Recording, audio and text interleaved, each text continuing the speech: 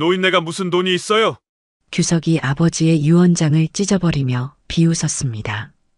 이런 걸 가지고 유언장이라고 하시는 거예요? 78세 최봉수는 병실에서 마지막 숨을 거두었습니다. 아들들은 아버지가 가난한 농부라고 생각했죠. 하지만 장례식장에 예상치 못한 일이 벌어졌습니다. 검은 양복을 차려입은 정체불명의 사람들이 줄지어 나타난 것입니다. 저희는 고인의 유언 집행단입니다. 그들이 꺼내든 것은 충격적인 영상이었습니다. 화면 속 봉수가 입을 열었죠. 너희들은 내가 가난한 농부라고 생각했을 것이다. 하지만 그건 내가 일부러 그렇게 보인 것이다. 과연 봉수에게는 어떤 비밀이 숨겨져 있었을까요? 그리고 손녀 지연에게 전해질 충격적인 진실은 무엇일까요? 영상 시청 전 구독과 좋아요 눌러주세요. 영상을 제작하는데 큰 힘이 됩니다. 시골병원 3층 302호 병실에 78세 최봉수가 누워 있었습니다. 산소 마스크를 쓴 채 가쁜 숨을 몰아쉬던 봉수는 침대 옆 서랍에서 누렇게 바랜 봉투를 꺼냈습니다. 떨리는 손으로 봉투를 열어 몇 장의 종이를 꺼내 들었죠. 병실 문이 열리며 장남 최규석이 들어섰습니다. 뒤이어 둘째 최재석, 셋째 최민석도 따라 들어왔습니다. 아버지 상태가 많이 안 좋다면서요? 규석이 병상 앞에 서서 시큰둥하게 말했습니다. 봉수는 힘겹게 고개를 들어 아들들을 바라봤습니다. 너희들 올 때까지 기다렸다. 봉수가 힘없는 목소리로 말했습니다. 이제 내가 갈 시간이 다 됐으니 이걸 받아라. 봉수는 떨리는 손으로 유언장을 내밀었습니다. 유언장이요? 재석이 코웃음을 쳤습니다. 아버지가 무슨 유언장을 써놨다고 그래요? 민석도 옆에서 낄낄거렸습니다. 아버지 댁에 뭐가 있다고 유언장까지 써놨어요? 낡은 집 하나랑 보리밭이 전부인데요. 규석이 유언장을 받아들고는 내용을 훑어봤습니다. 그러더니 갑자기 어이없다는 표정을 지었습니다. 노인네가 무슨 돈이 있어요? 규석이 목소리를 높였습니다. 이런 걸 가지고 유언장이라고 하시는 거예요? 그러더니 종이를 찢기 시작했습니다. 바스락 소리와 함께 유언장이 조각조각 찢어졌습니다. 봉수의 눈이 커졌습니다. 야, 이놈아, 그걸 왜 찢어? 봉수가 간신히 목소리를 냈지만 이미 늦었습니다. 아버지가 뭘 남겨주시겠어요? 재석이 팔짱을 끼고 말했습니다. 그 낡은 옷가지랑 고물 손목시계가 전부잖아요. 민석이 병실 구석을 가리키며 말했습니다. 저기 있는 서류 가방도 곰팡이 냄새가 나는데요. 그 안에 뭐가 들었다고 유언장까지 써놓으셨어요? 봉수는 가슴이 답답해 오는 걸 느꼈습니다. 너희들이 그렇게 나올 줄은 몰랐다. 봉수가 중얼거렸습니다. 그때 병실 문이 조용히 열렸습니다. 26살 손녀 지연이 들어섰습니다. 할아버지 안녕하세요. 지연이 병상 옆으로 다가가 봉수의 손을 잡았습니다. 오, 지연아 왔구나. 봉수의 목소리에 온기가 돌았습니다. 지연은 바닥에 흩어진 종이 조각들을 보고 깜짝 놀랐습니다. 이게 뭐예요, 아버지들? 지연이 고개를 들어 삼촌들을 쳐다봤습니다. 할아버지가 힘들어 하시는데 왜 이런 식으로 하세요? 별거 아니야, 지연아. 규석이 손을 휘저었습니다. 할아버지가 헛소리 하시는 거니까 신경 쓰지 마. 재석도 고개를 끄덕였습니다. 그냥 늙으신 분이 착각하시는 거야. 우리가 정리할 테니까 지연이는 그냥 있어. 지연은 아무 말 없이 찢어진 종이 조각들을 하나씩 주워 담았습니다. 봉수는 그런 지연을 바라보며 눈시울이 붉어졌습니다. 지연이만 내 마음을 알아주는구나. 봉수가 속으로 중얼거렸습니다. 아들들은 여전히 병실 구석의 낡은 서류 가방을 비웃듯 쳐다보고 있었습니다. 할아버지 괜찮으세요? 지연이 봉수의 이마에 손을 올렸습니다. 열이 많이 나시네요. 물 좀 드실래요? 봉수가 고개를 끄덕였습니다. 지연은 물컵을 들어 봉수의 입가에 댔습니다. 봉수가 조금씩 물을 마셨습니다. 그런데 아들들은 벌써 할아버지 방에 뭐가 있는지 이야기하기 시작했습니다. 집 처분하면 얼마나 받을 수 있을까? 재석이 민석에게 속삭였습니다. 논밭도 팔아야겠고. 민석이 고개를 끄덕였습니다. 요즘 땅값이 꽤 올랐다던데. 봉수는 아들들의 대화를 들으며 가슴이 찢어지는 기분이었습니다. 내가 죽기도 전에 벌써 재산 얘기냐? 봉수가 한숨을 깊게 쉬었습니다.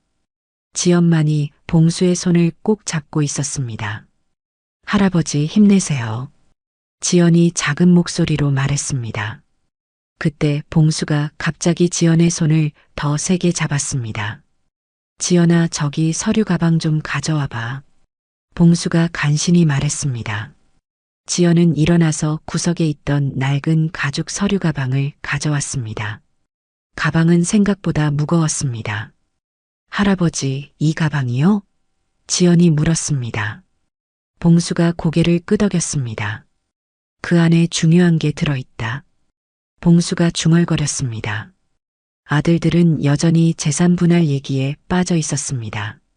누가 집 관리할 거냐며 옥신각신하고 있었죠. 봉수는 마지막 힘을 내어 가방의 자물쇠를 열었습니다. 딸카닥 소리와 함께 가방이 열렸습니다.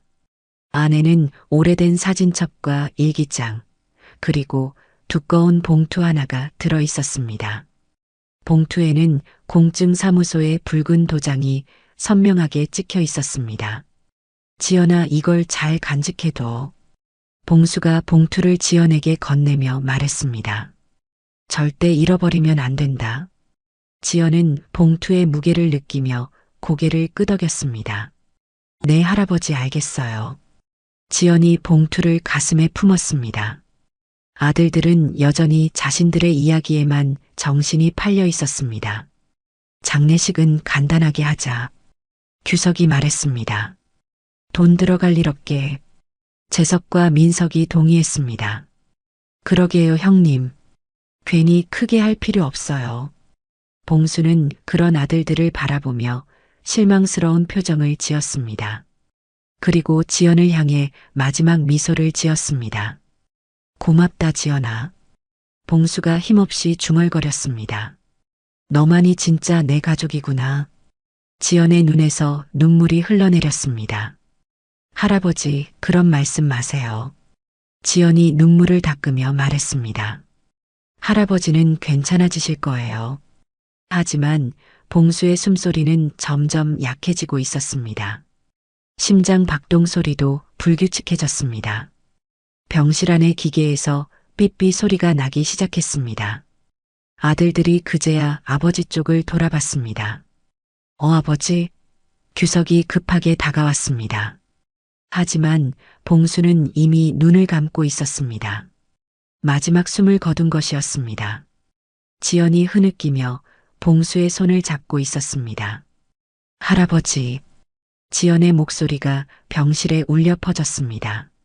아들들의 얼굴에는 슬픔보다는 안도감이 스쳐 지나갔습니다. 이제 정말 끝났구나. 재석이 속으로 생각했습니다. 민석도 비슷한 표정이었습니다. 규석은 간호사를 부르러 복도로 나갔습니다. 지연만이 홀로 봉수의 마지막을 지켜주고 있었습니다. 그 순간 지연의 가슴에 품어진 봉투가 따뜻한 온기를 전해주는 것 같았습니다. 할아버지가 남긴 마지막 선물이었습니다. 지연은 봉투를 더 꼭 껴안으며 다짐했습니다. 할아버지의 뜻을 꼭 이루어 드릴 거예요. 사흘 후 시골 마을회관에 봉수의 장례식장이 차려졌습니다. 하얀 국화꽃과 검은 리본으로 꾸며진 소박한 빈소였습니다. 규석, 재석, 민석은 모두 검은 양복을 차려입고 조문객들을 맞이하고 있었습니다. 하지만 그들의 표정에서는 슬픔을 찾아보기 어려웠습니다. 오히려 서로 눈치를 보며 계산기를 두드리는 모습이었죠. 형님, 집 처분은 언제쯤 할 생각이세요? 재석이 규석에게 속삭였습니다.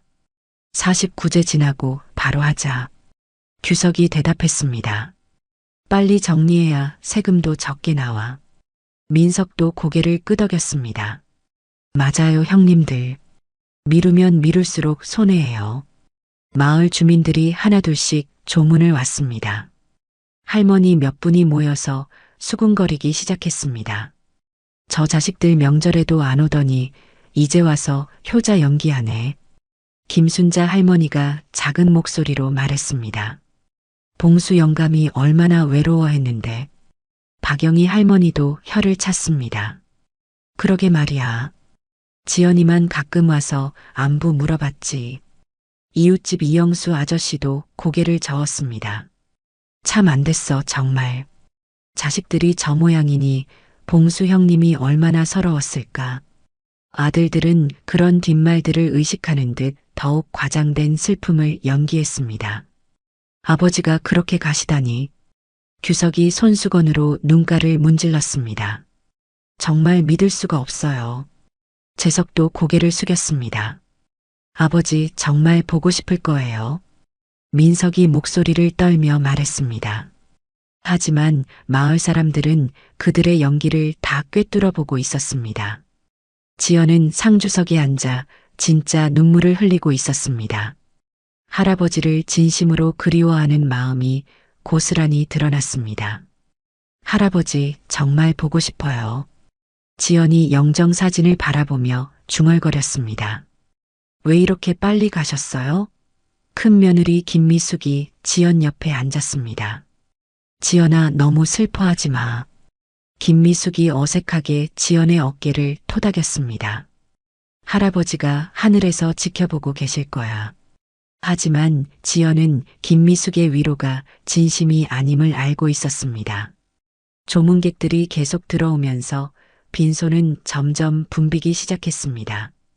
그런데 오후 3시쯤 갑자기 빈소 분위기가 이상해졌습니다. 밖에서 자동차 엔진 소리가 여러 대 동시에 들렸습니다. 그것도 보통 차가 아닌 고급차 소리였습니다. 마을회관 앞 주차장에 검은색 고급 세단들이 줄지어 서기 시작했습니다. 벤츠, BMW, 제네시스 같은 비싼 차들이었습니다. 조문객들이 웅성거리기 시작했습니다. 저게 뭐야? 김순자 할머니가 눈을 크게 뜨며 말했습니다. 저런 차들이 왜 여기에 와? 박영희 할머니도 놀란 표정이었습니다. 혹시 잘못 온 건 아닐까? 이영수 아저씨가 고개를 갸우뚱했습니다. 아들들도 당황스러운 표정으로 서로를 쳐다봤습니다. 뭐지 저건? 규석이 재석에게 물었습니다. 나도 모르겠는데. 재석이 어깨를 으쓱했습니다. 혹시 아버지가 아는 사람들인가? 민석이 의아해했습니다. 그런데 차에서 내린 사람들을 보고 모두가 더욱 놀랐습니다. 정장을 완벽하게 차려입은 사람들이 하나둘씩 내리기 시작했습니다. 그들의 손에는 두툼한 서류철과 태블릿이 들려 있었습니다. 마치 중요한 업무를 처리하러 온 것 같은 모습이었습니다. 총 10명 정도의 사람들이 일렬로 서서 마을회관으로 걸어왔습니다. 맨 앞에 선 중년 남성이 단정한 넥타이를 메고 있었습니다. 그는 손에 검은 가죽 서류 가방을 들고 있었습니다. 뒤따르는 사람들도 모두 비슷한 차림새였습니다. 마을 사람들은 입을 다물지 못했습니다. 저 사람들이 누구야? 조문객 중 한 명이 속삭였습니다. 혹시 재벌가 사람들인가? 다른 사람이 대답했습니다. 아니면 정부 관계자들인가? 또 다른 사람이 추측했습니다. 빈소 안의 분위기가 급격히 달라졌습니다. 웅성거리는 소리가 점점 커졌습니다. 김미숙이 급하게 일어나서 입구 쪽으로 달려갔습니다. 실례합니다만 여기가 어디신지? 김미숙이 당황하며 물었습니다. 혹시 잘못 오신 건 아닌지요? 맨 앞선 중년 남성이 공손하게 고개를 숙였습니다. 최봉수 어르신의 장례식장이 맞습니까? 그가 정중하게 물었습니다. 네, 맞는데요. 김미숙이 어리둥절하게 대답했습니다. 그런데 어떻게? 그러자 그 남성이 가방에서 문서를 꺼냈습니다. 문서 맨 위에는 고인의 사진과 함께 중요해 보이는 도장들이 찍혀 있었습니다. 저희는 고 최봉수 회장님의 유언 집행단입니다. 그가 또렷하게 말했습니다. 이 순간 빈소안이 완전히 얼어붙었습니다. 회장이라고요? 김미숙이 눈을 동그랗게 뜨며 되물었습니다. 우리 시아버지가 회장이라는 게 무슨 말씀인지 조문객들도 모두 술렁거리기 시작했습니다. 회장이라니? 김순자 할머니가 박영희 할머니에게 속삭였습니다. 봉수 영감이 회장이었다고? 박영희 할머니도 믿을 수 없다는 표정이었습니다. 그럴 리가 없어. 어떻게 그런 큰 돈을 가진 사람이 그렇게 검소하게 살았겠어? 규석, 재석, 민석은 서로의 얼굴을 번갈아 쳐다봤습니다. 뭔가 잘못됐다는 생각이 들었습니다. 아버지가 회장이라니 말도 안 되는 소리였습니다. 혹시 동명이인이 아닐까요? 규석이 떨리는 목소리로 물었습니다. 우리 아버지는 그냥 농사만 지으셨는데. 변호사는 고개를 저었습니다. 확실히 최봉수 회장님이 맞습니다. 그러더니 또 다른 문서를 꺼냈습니다. 생년월일과 주민등록번호까지 정확히 일치합니다. 지연은 할아버지로부터 받은 봉투를 가슴에 품고 있었습니다. 그 봉투가 갑자기 뜨거워지는 것 같았습니다. 할아버지, 이게 무슨 일이에요? 지연이 속으로 중얼거렸습니다. 변호사들은 빈소 한가운데로 들어와 정중하게 고인에게 절을 올렸습니다. 그리고 나서 아들들을 향해 돌아섰습니다. 고인의 유언에 따라 중요한 사항을 전달드리러 왔습니다. 변호사가 엄숙하게 말했습니다. 지금 즉시 진행해도 될까요? 변호사가 서류 가방에서 태블릿을 꺼냈습니다. 고인께서 생전에 녹화하신 영상이 있습니다. 변호사가 조문객들을 향해 말했습니다. 이를 통해 모든 것이 명확해질 것입니다. 빈소 앞쪽에 있던 작은 스크린이 켜졌습니다. 조명이 약간 어두워지면서 화면에 봉수의 모습이 나타났습니다. 살아생전의 봉수가 낡은 나무 책상 앞에 앉아 있었습니다. 책상 위에는 두터운 장부들과 서류들이 가지런히 놓여 있었습니다. 뒤쪽 벽에는 오래된 시계들이 걸려 있었습니다. 나는 최봉수다. 화면 속 봉수가 또렷한 목소리로 말했습니다. 내가 이 영상을 보고 있다는 건 내가 이미 세상을 떠났다는 뜻이겠지. 조문객들이 숨을 죽이고 화면을 응시했습니다. 규석, 재석, 민석은 눈을 크게 뜨고 아버지의 모습을 바라봤습니다. 아버지가 언제 이런 영상을 찍었을까? 규석이 속으로 의아해했습니다. 너희들은 내가 가난한 농부라고 생각했을 것이다. 봉수가 화면 속에서 계속 말했습니다. 하지만 그건 내가 일부러 그렇게 보인 것이다. 내 진짜 정체를 말해주마. 빈소안이 더욱 조용해졌습니다. 나는 1970년대 명동 시계거리에서 작은 시계방을 시작했다. 봉수가 뒤쪽 벽의 시계들을 가리키며 말했습니다. 처음에는 정말 작은 가게였지. 하루 종일 시계를 고치고 팔면서 근근히 살았다. 그런데 그때 명동 일대의 땅값이 오를 거라는 걸 눈치챘다. 화면이 잠시 멈추더니 오래된 사진들이 나타났습니다. 1970년대 명동의 모습이었습니다. 비좁은 골목길과 작은 가게들이 빼곡히 들어서 있었습니다. 그 중에 봉수의 시계방도 보였습니다. 나는 시계 팔아서 번 돈으로 조금씩 건물을 사기 시작했다. 봉수의 목소리가 다시 들렸습니다. 처음엔 작은 상가 하나, 그 다음엔 건물 하나씩. 사람들이 땅값이 오를 거라고 생각하지 못할 때 미리 사둔 거지. 조문객들이 웅성거리기 시작했습니다. 정말 봉수 영감이 그런 일을 했다고? 이영수 아저씨가 믿을 수 없다는 표정으로 중얼거렸습니다. 그럼 진짜 돈이 많았던 거네. 김순자 할머니가 박영희 할머니에게 속삭였습니다. 그런데 왜 그렇게 검소하게 사셨을까? 박영희 할머니가 고개를 갸우뚱했습니다. 시간이 지나면서 내가 산 건물들의 가치가 몇십 배로 뛰었다. 봉수가 화면에서 계속 설명했습니다. 명동, 강남, 여의도, 서울의 핵심 지역 건물들을 하나씩 늘려갔지. 그렇게 쌓인 재산이 지금은 봉수가 잠시 말을 멈췄습니다. 수백억이 넘는다. 빈소안이 완전히 조용해졌습니다. 수백억이라는 말에 모든 사람들이 말을 잃었습니다. 아들들의 얼굴이 창백해졌습니다. 수백억이라고요? 재석이 떨리는 목소리로 중얼거렸습니다. 아버지가 수백억을 가지고 계셨다고요? 민석도 입을 다물지 못했습니다. 그럼 우리가 왜 이렇게 고생하면서 살았어요? 규석은 아무 말도 할 수 없었습니다. 그런데 나는 일부러 가난한 척 살았다. 봉수가 화면에서 냉정하게 말했습니다. 왜냐하면 너희들의 본 모습을 보고 싶었기 때문이다. 규석아, 재석아, 민석아, 너희들이 내게 어떻게 대하는지 다 지켜봤다. 아들들이 서로의 얼굴을 쳐다봤습니다. 뭔가 잘못되고 있다는 걸 느꼈습니다. 명절에도 오지 않고 전화도 거의 하지 않았지. 봉수의 목소리에 실망감이 묻어났습니다. 나이 들어 아픈데도 병문안 한 번 제대로 오지 않았고 병원비 걱정한다고 하면 귀찮아했잖아. 아들들이 점점 불안해졌습니다. 아버지가 뭔가 계획이 있었던 것 같았습니다. 그래서 나는 결심했다. 봉수가 화면에서 단호하게 말했습니다. 내 재산을 너희들에게는 한 푼도 주지 않겠다. 규석이 벌떡 일어났습니다.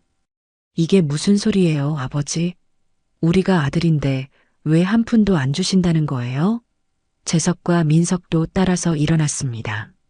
아버지 농담이시죠? 재석이 황당해하며 말했습니다. 설마 정말로 그런 뜻은 아니시겠죠? 민석도 어쩔 줄 몰라 했습니다. 하지만 화면 속 봉수는 흔들리지 않았습니다. 대신 내 모든 재산은 지연이에게 물려준다. 봉수가 확고하게 선언했습니다. 지연이만이 진짜 내 가족 역할을 해줬기 때문이다. 지연이 깜짝 놀라며 고개를 들었습니다. 할아버지, 저에게요? 지연이 믿을 수 없다는 표정이었습니다. 왜 저한테 그런 큰 선물을? 화면이 바뀌면서 각종 서류들이 나타났습니다. 토지 등기부등본, 은행 통장 사본, 주식 증서들이었습니다. 변호사가 실제 서류들을 꺼내어 보여주기 시작했습니다. 강남역 앞 대형 빌딩 2채. 변호사가 또렷하게 읽어 내려갔습니다. 명동 상가 건물 3채, 여의도 오피스텔 10채, 은행 예금 150억, 주식 투자금 80억. 조문객들이 하나하나 들을 때마다 탄성을 질렀습니다. 게다가 수집하신 미술품들도 있습니다. 변호사가 또 다른 목록을 보여줬습니다. 유명 화가들의 그림과 도자기, 골동품들이 상당한 가치를 가지고 있다고 적혀 있었습니다. 이 모든 것이 지연 양에게 상속됩니다. 변호사가 최종 선언했습니다. 고인의 확고한 의지에 따라서 말입니다. 아들들이 완전히 이성을 잃었습니다. 이건 말도 안 돼요. 규석이 고함을 질렀습니다. 우리가 친아들인데 왜 조카 딸한테 다 넘겨줘요? 재석도 흥분했습니다. 유 원장도 이미 찢어버렸잖아요. 이건 무효예요, 무효. 민석까지 가세했습니다. 아버지가 정신이 없으셨던 거예요. 치매 때문에 판단력이 흐려진 거라고요. 하지만 화면 속 봉수는 마지막 말을 남겼습니다. 나를 버린 자식들은 이미 내 자식이 아니다.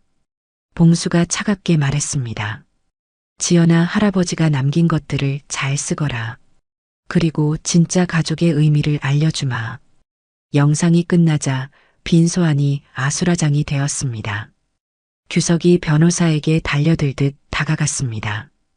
이건 말도 안 되는 소리예요. 규석이 목소리를 높였습니다. 아버지가 그런 큰 재산을 가지고 계셨다면 왜 우리한테 말씀 안 하셨어요? 우리는 친아들이라고요. 변호사는 침착하게 서류를 정리하며 대답했습니다.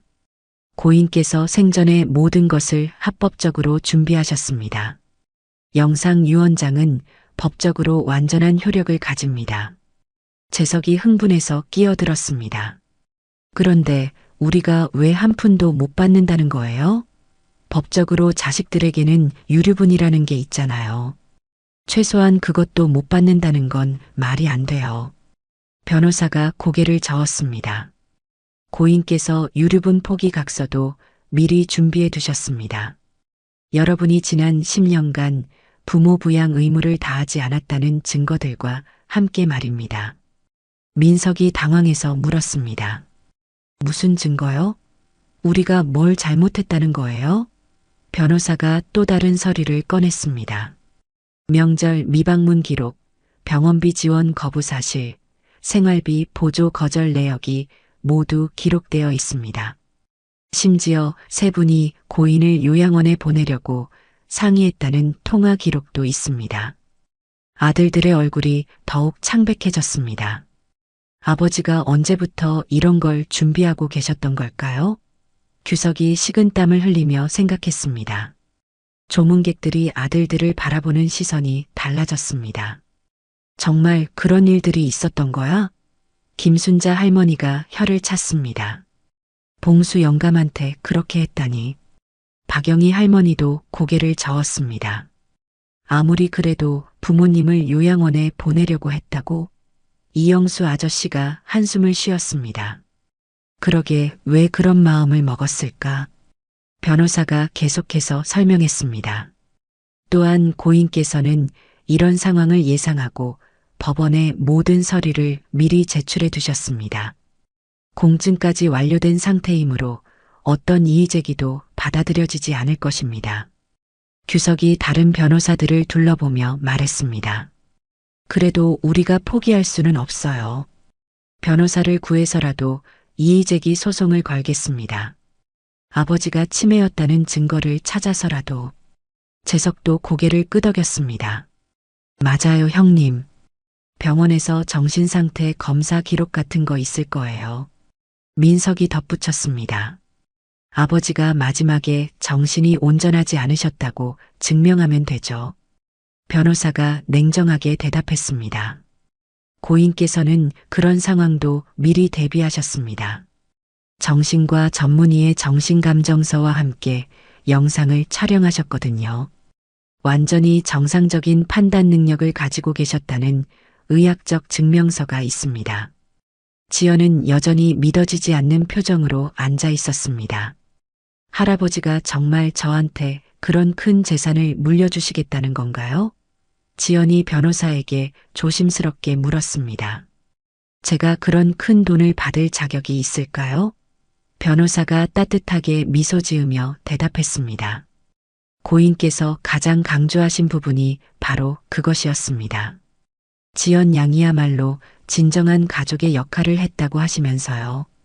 그때 규석이 갑자기 지연에게 다가왔습니다. 지연아, 우리가 삼촌들이잖아. 규석이 억지로 웃으며 말했습니다. 할아버지 재산을 혼자 가져가면 안 되지. 가족끼리 나눠 가져야 하는 거 아니야? 재석도 옆에서 거들었습니다. 그래, 지연아. 우리도 혈육이니까 조금씩은 나눠줘야지. 아무리 할아버지가 그렇게 말씀하셨어도 정 때문에. 민석까지 가세했습니다. 지연아, 착하게 생각해봐. 우리가 삼촌들인데 아예 없는 사람 취급하면 섭섭하지 않겠어? 하지만 지연은 고개를 저었습니다. 삼촌들이 할아버지한테 어떻게 했는지 다 봤어요. 지연이 조용하지만 단호하게 말했습니다. 할아버지가 그렇게 결정하신 데는 이유가 있을 거예요. 규석의 표정이 순간 일그러졌습니다. 너 지금 우리를 무시하는 거야? 규석이 목소리를 낮추며 위협적으로 말했습니다. 조카딸 주제에 감히 어른들한테 그런 식으로 말해? 변호사가 즉시 끼어들었습니다. 지금 협박을 하시는 건가요?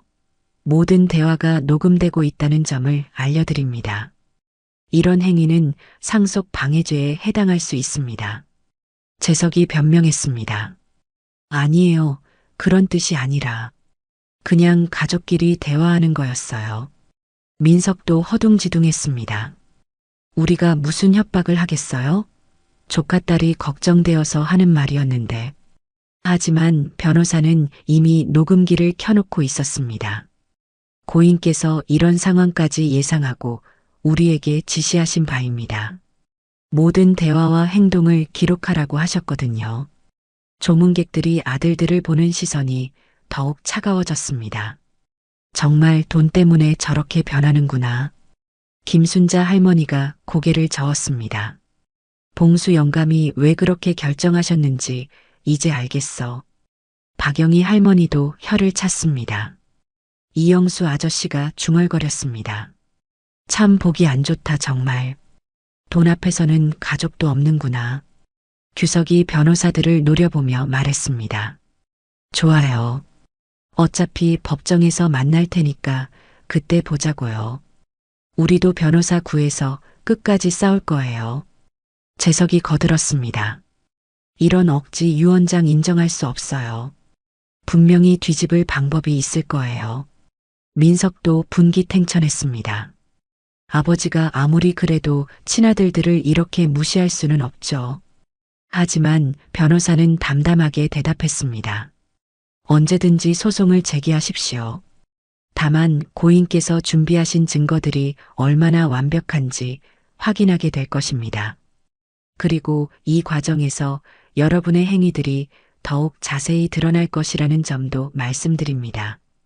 장례식이 끝나고 조문객들이 모두 돌아간 후 지연은 혼자 빈소에 남았습니다. 할아버지가 남겨주신 낡은 서류 가방을 무릎에 올려놓고 한참을 바라봤습니다. 정말 이 안에 할아버지의 비밀이 들어있을까요? 지연이 중얼거렸습니다. 가방의 가죽은 오래되어 군데군데 해져 있었지만 견고해 보였습니다. 지연은 조심스럽게 가방의 자물쇠를 열었습니다. 딸카닥 소리와 함께 가방이 열리자 특유의 오래된 냄새가 풍겼습니다. 가장 위에는 두꺼운 사진첩이 놓여 있었습니다. 지연이 사진첩을 꺼내어 펼쳐봤습니다. 첫 페이지에는 1970년대로 보이는 흑백 사진이 붙어 있었습니다. 젊은 봉수가 작은 시계방 앞에서 웃고 있는 모습이었습니다. 간판에는 봉수 시계라고 쓰여 있었습니다. 할아버지가 정말 시계방을 하셨구나. 지연이 놀라며 사진을 자세히 들여다봤습니다. 그런데 뒤쪽 사진들을 보니 점점 가게가 커지는 모습이 보였습니다. 작은 시계방에서 시작해서 상가 건물, 그리고 점점 더 큰 건물들의 사진이 이어졌습니다. 사진마다 봉수의 손글씨로 날짜와 설명이 적혀 있었습니다. 1975년 명동 첫 건물 매입, 1978년 강남 상가 투자, 1982년 여의도 부동산 확장. 지연은 사진을 보면서 할아버지의 발자취를 따라가는 기분이었습니다. 정말 대단하셨구나. 지연이 감탄했습니다. 이렇게 작은 시계방에서 시작해서 그런 큰 부자가 되셨다니. 사진첩 아래에는 두꺼운 일기장이 있었습니다. 봉수의 손글씨로 빼곡하게 적혀 있었습니다. 지연이 일기장을 펼쳐서 읽어보기 시작했습니다. 1970년 3월 15일. 오늘 명동에 작은 시계방을 열었다. 손님은 별로 없지만 열심히 하면 언젠가는 잘 될 것이다. 진정한 주인은 마음을 지킨 자라고 아버지가 말씀하셨던 게 생각난다. 지연이 그 문장에서 멈췄습니다. 진정한 주인은 마음을 지킨 자. 왜 이 말이 중요하게 느껴지는 걸까요? 지연이 계속 일기를 읽어 내려갔습니다.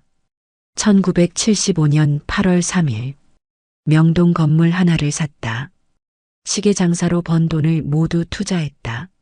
사람들은 위험하다고 하지만 내 눈에는 이곳의 미래가 보인다. 진정한 주인은 마음을 지킨 자다. 또 같은 문장이 나왔습니다. 1980년 12월 20일. 강남에도 땅을 샀다. 아직은 허허벌판이지만 언젠가는 서울의 중심이 될 것이다. 욕심 부리지 말고 차근차근 해나가자. 진정한 주인은 마음을 지킨 자다. 지연은 일기장을 계속 넘기면서 그 문장이 계속 반복된다는 걸 발견했습니다. 할아버지가 이 말을 정말 중요하게 생각하셨구나. 지연이 속으로 생각했습니다. 일기장 마지막 장에는 최근 날짜의 글이 적혀 있었습니다. 2024년 10월 1일. 내 시간이 얼마 남지 않았다. 지연이만이 진정한 주인이 될 자격이 있다. 아들들은 돈만 보고 마음을 잃어버렸다. 하지만 지연이는 마음을 지키고 있다. 그래서 모든 것을 지연이에게 맡기기로 했다. 진정한 주인은 마음을 지킨 자다. 지연의 눈에서 눈물이 흘러내렸습니다. 할아버지가 저를 그렇게 생각하셨구나. 지연이 감동하며 일기장을 덮었습니다. 일기장 아래에는 한 장의 지도가 접혀서 들어 있었습니다. 지연이 지도를 펼쳐보니 명동 시계거리 일대의 상세한 지도였습니다. 그런데 지도 곳곳에 빨간 펜으로 동그라미가 그어져 있었습니다. 각 동그라미마다 건물 이름과 주소가 적혀 있었습니다. 명동 센트럴 빌딩, 강남 파이낸스 센터, 여의도 비즈니스 타워. 지연이 건물 이름들을 하나씩 읽어봤습니다. 이 건물들 이름이 어디서 많이 들어본 것 같은데. 지연이 고개를 갸우뚱했습니다. 그때 변호사 한 명이 빈소로 들어왔습니다. 지연 양 아직 계셨군요. 변호사가 정중하게 인사했습니다. 혹시 고인께서 남기신 다른 자료들을 찾으셨나요? 네, 이것들을 찾았어요. 지연이 사진첩과 일기장, 지도를 보여줬습니다. 특히 이 지도에 표시된 건물들이 궁금해요. 변호사가 지도를 받아 자세히 살펴봤습니다. 그러더니 놀란 표정을 지었습니다. 이 건물들 모두 현재 서울의 핵심 상권에 있는 대형 건물들입니다. 변호사가 흥분하며 말했습니다. 명동 센트럴 빌딩은 지금 가장 비싼 상가 건물 중 하나고요. 강남 파이낸스 센터는 대기업들이 다 들어가 있는 곳이에요. 정말요? 지연이 눈을 크게 뜨며 물었습니다. 그럼 할아버지가 이 건물들을 다 가지고 계셨다는 뜻인가요? 변호사가 고개를 끄덕였습니다. 정확히 확인해 봐야 하지만 아마 그럴 것 같습니다. 이게 바로 고인께서 말씀하신 재산의 실체일 겁니다. 지연은 믿어지지 않았습니다. 할아버지가 그런 유명한 건물들의 주인이셨다니. 지연이 중얼거렸습니다. 그럼 정말 수백억이 넘는 재산이 맞는 거네요. 변호사가 제안했습니다. 내일 서울로 올라가서 등기부등본을 확인해 보시는 게 어떨까요? 정확한 소유권 현황을 알 수 있을 겁니다. 지연이 고개를 끄덕였습니다. 네, 그렇게 하겠어요. 할아버지의 진짜 모습을 확인하고 싶어요. 변호사가 지도를 다시 살펴보며 말했습니다. 이 건물들이 정말 고인 소유라면 대단한 일입니다. 현재 시가로 계산하면 정말 수백억은 좋게 넘을 거예요. 그 순간 지연의 핸드폰이 울렸습니다. 규석 삼촌의 전화였습니다. 지연아, 어디 있어? 규석의 목소리가 날카롭게 들렸습니다. 우리가 할 얘기가 있으니까 집으로 와. 지연이 차갑게 대답했습니다. 삼촌, 저는 할아버지 일로 바빠요. 나중에 얘기해요. 야, 이 시원찮은 거 사. 규석이 화를 냈습니다. 어른이 부르는데 왜 안 와? 당장 와서 유산포기 각 썼어. 지연이 전화를 끊어버렸습니다. 변호사가 걱정스럽게 물었습니다. 괜찮으신가요? 혹시 협박 같은 건 받고 계시지 않죠? 지연이 고개를 저었습니다. 괜찮아요. 할아버지의 뜻대로 하겠어요. 변호사가 안심하며 말했습니다. 그럼 내일 아침 일찍 서울로 출발하시죠. 모든 진실을 확인해 보겠습니다. 다음 날 아침 지연은 변호사와 함께 서울로 향했습니다. 등기소에서 봉수가 남긴 지도의 건물들을 하나씩 확인해 봤습니다. 명동 센트럴 빌딩의 등기부등본을 뽑아보니 정말 소유자가 최봉수로 되어 있었습니다. 강남 파이낸스 센터도 마찬가지였습니다. 여의도 비즈니스타워까지 모든 건물이 봉수의 명의였습니다. 정말 믿어지지 않아요. 지연이 등기부등본을 들여다보며 말했습니다. 할아버지가 이런 큰 건물들의 주인이셨다니. 변호사가 계산기를 두드리며 말했습니다. 현재 시가로 계산하면 정말 300억은 넘을 것 같습니다. 여기에 은행 예금까지 합치면 500억 가까이 될 거예요. 그때 지연의 핸드폰에 낯선 번호로 전화가 걸려왔습니다. 여보세요? 지연이 전화를 받았습니다. 최지연 씨죠? 낯선 남자 목소리가 들렸습니다. 지금 당장 집으로 돌아가세요. 더 이상 서울에서 그런 일 하지 마시고. 누구세요? 지연이 당황해서 물었습니다. 왜 제가 집으로 돌아가야 하죠? 그냥 조용히 포기하세요. 남자가 위협적으로 말했습니다. 괜히 큰일 당하지 말고. 지연이 전화를 끊었습니다. 변호사가 걱정스럽게 물었습니다. 무슨 일인가요? 협박 전화인 것 같은데요. 지연이 불안해하며 대답했습니다. 누군가 저보고 집으로 돌아가라고 하네요. 변호사가 즉시 경찰에 신고하겠다고 말했습니다. 이런 협박은 범죄 행위입니다. 절대 무시하면 안 돼요. 그런데 등기소에서 나오는 길에 이상한 일이 벌어졌습니다. 검은 옷을 입은 남자 2명이 지연 앞을 가로막았습니다. 최지연 씨 맞죠? 그중 한 명이 말했습니다. 잠깐 얘기 좀 하시죠. 지연이 뒤로 물러서며 말했습니다. 저는 당신들 모르는데요. 왜 저를 막으세요? 변호사가 즉시 앞으로 나섰습니다. 여러분 지금 뭐 하시는 거예요? 이건 명백한 협박이잖아요. 남자들이 변호사를 밀쳐냈습니다. 당신은 상관없으니까 비키세요. 우리는 지연 씨하고만 얘기하면 돼요.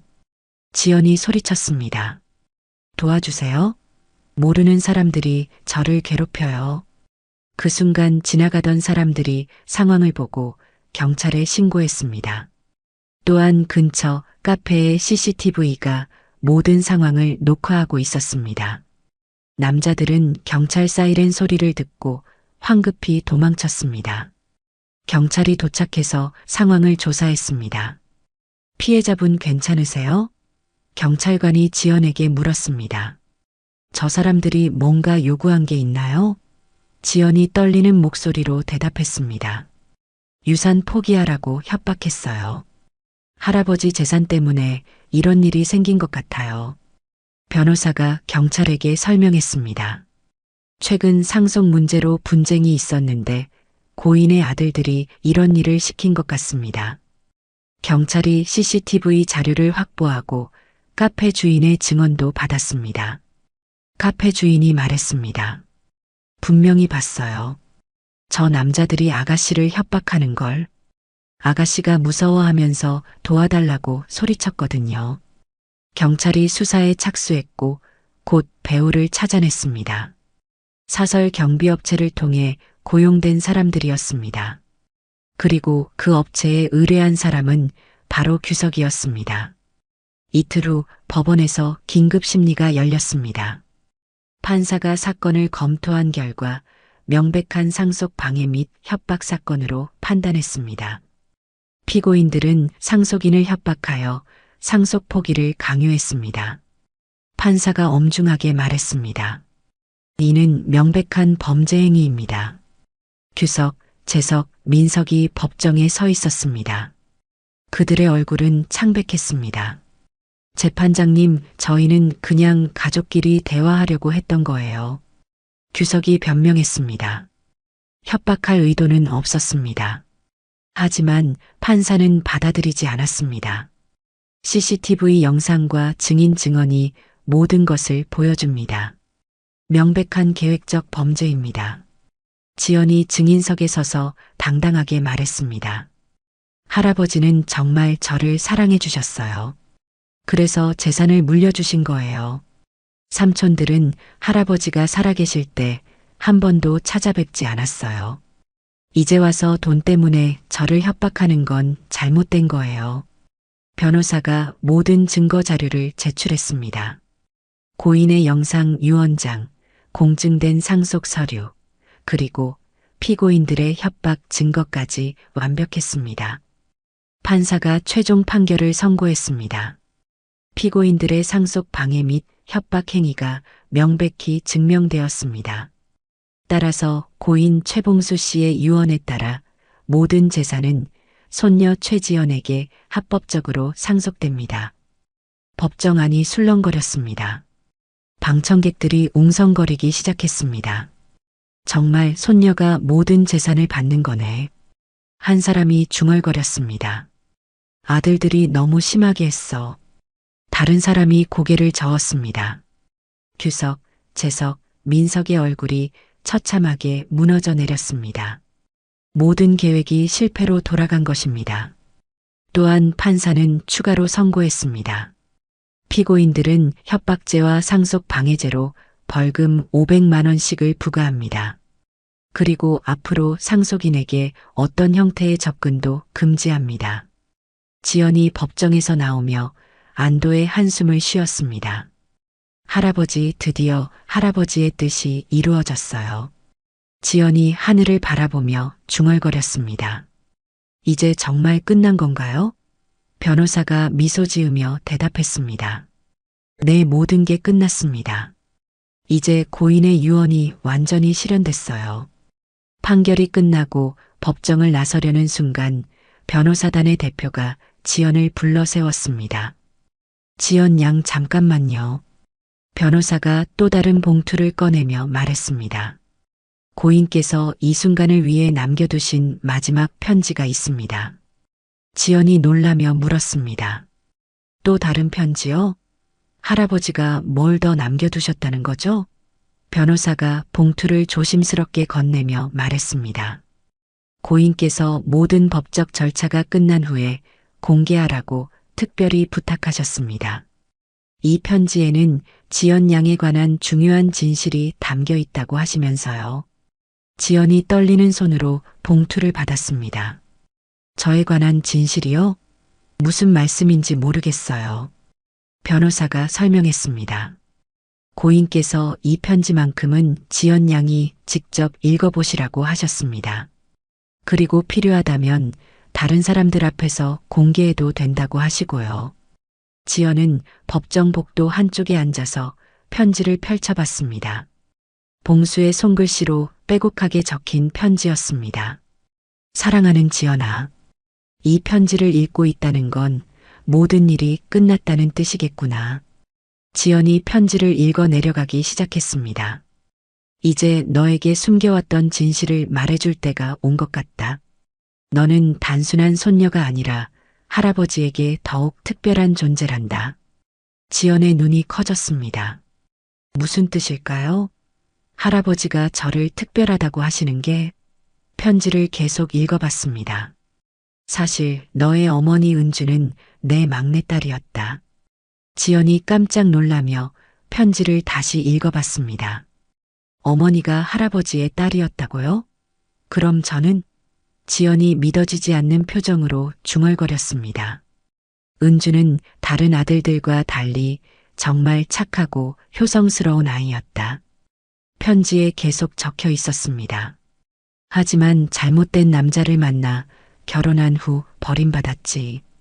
그 남자는 은주가 임신했다는 소식을 듣고 사라져버렸다. 지연의 눈에서 눈물이 흘러내렸습니다. 어머니가 그런 일을 겪으셨구나. 어머니는 왜 이런 얘기를 안 해주셨을까요? 은주는 자존심이 세서 아버지인 나에게도 도움을 요청하지 않았다. 편지에서 봉수의 아픔이 느껴졌습니다. 혼자서 너를 낳고 기르느라 얼마나 고생했는지 모른다. 나는 은주와 너를 도와주고 싶었지만 은주가 완강히 거절했다. 지연이 어머니를 떠올렸습니다. 어머니가 왜 그렇게 힘들게 사셨는지 이제야 알겠어요.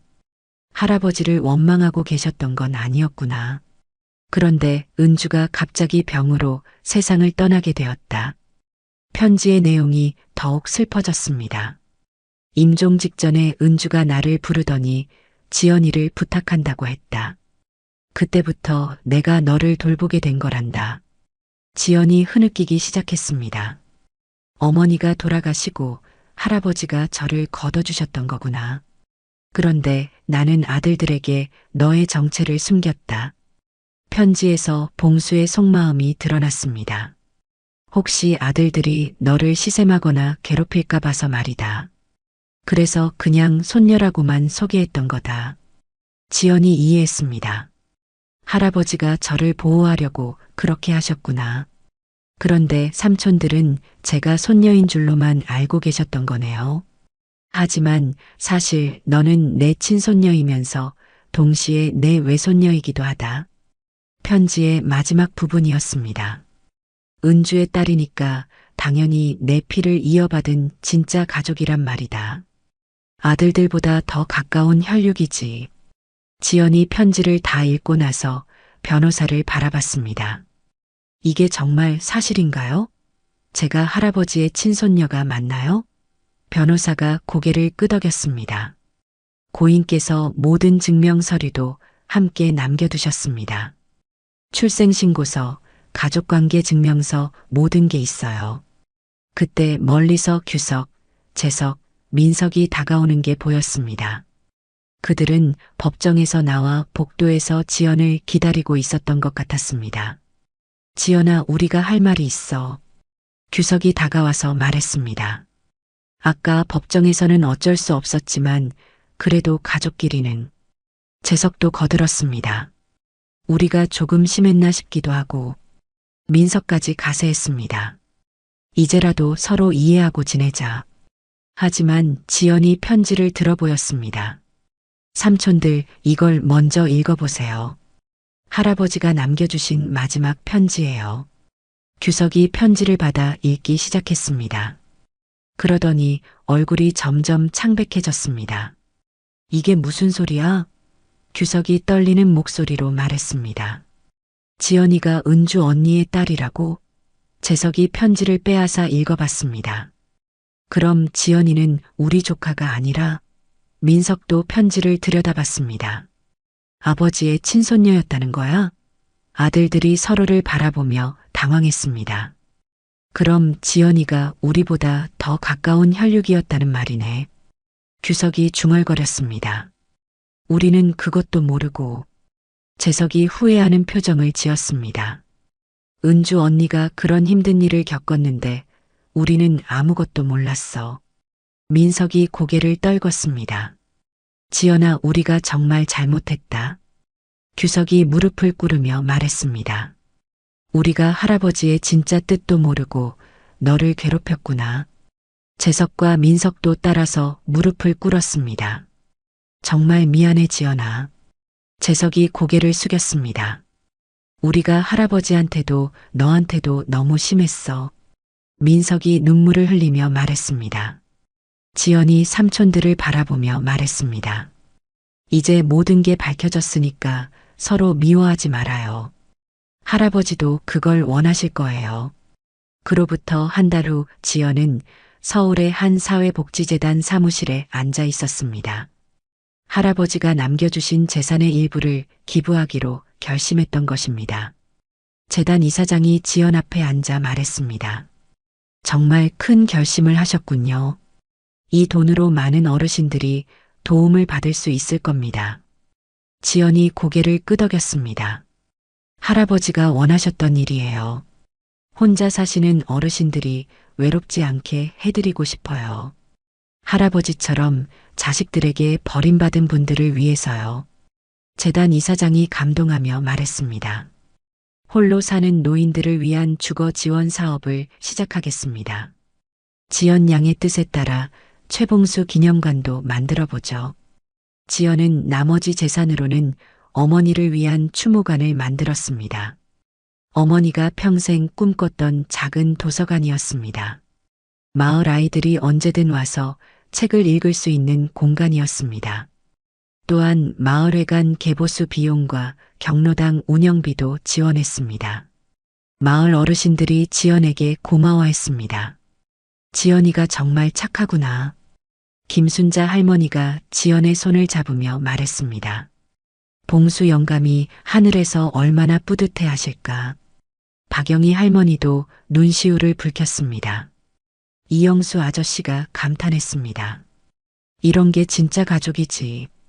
돈이 있어도 마음이 없으면 소용없는 거야. 한편 규석, 재석, 민석은 법정 판결 이후 마을에서 완전히 외면받았습니다. 마을 사람들이 그들을 보는 시선이 차가웠습니다. 슈퍼에 가도 눈치를 봐야 했고 마을 행사에도 참여할 수 없었습니다. 저 사람들 때문에 봉수 영감이 얼마나 서러웠을까. 마을 주민들이 수군거렸습니다. 자식이 저러면 부모가 얼마나 마음 아프겠어. 규석이 집에서 혼자 앉아 생각했습니다. 우리가 정말 잘못했구나. 아버지 마음을 전혀 몰랐어. 재석도 후회하고 있었습니다. 지연이한테 그렇게 심하게 할 게 아니었는데 우리가 너무 욕심만 부렸어. 민석은 아예 마을을 떠나기로 했습니다. 여기서는 더 이상 살 수가 없어.